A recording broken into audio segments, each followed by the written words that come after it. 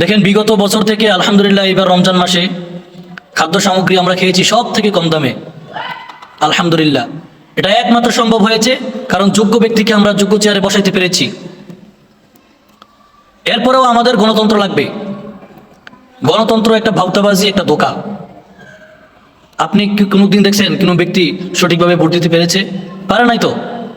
এই জন্য ছাত্ররা যাকে ক্ষমতার মধ্যে এখন বসাইছেন, প্রধান বানাইছেন, এটা হচ্ছে সঠিক এবং যোগ্যতার ভিত্তিতে উনি এই চেয়ারের মধ্যে বসতে পেরেছেন, আলহামদুলিল্লাহ।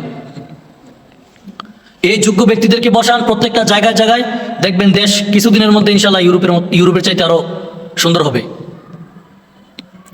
আমি 500 টাকা খেয়ে ভোট দেব, রাতে খাবো 500, সকালে ভোট দেবো ভোট, তারপরে 5 বছর লাগাতার কষ্ট করতে হবে আমাদেরকে।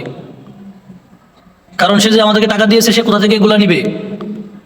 চাঁদাবাজি, ধান্দাবাজি, কোনো বাতা করতে গেলে টাকা দাও, কিছু করতে গেলে টাকা দাও, এগুলা দিয়ে সে টাকাটা আদায় করে নেবে।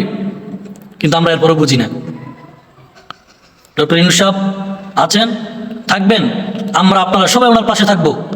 দেশ সংস্কার করার আগ পর্যন্ত আমরা ওনাকে সাপোর্ট দিয়ে যাব ইনশাআল্লাহ।